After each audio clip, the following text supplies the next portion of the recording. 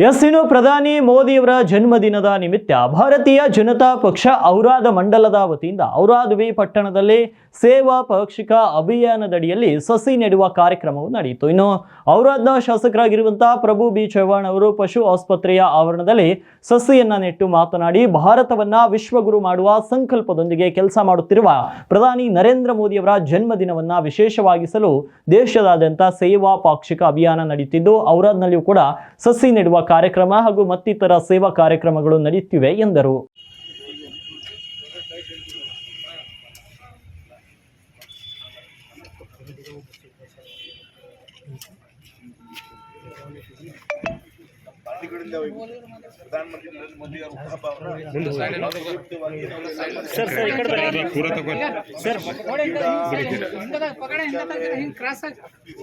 sir ಗಿಡ ಬರ್ತದೆ ಸ್ವಲ್ಪ ಈ ಕಡೆ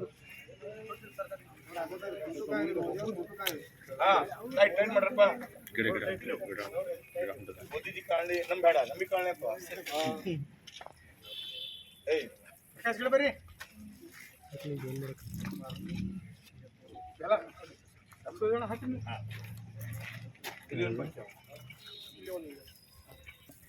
ಮಾಮ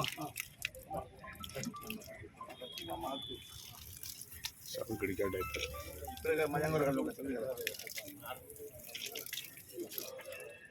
क्या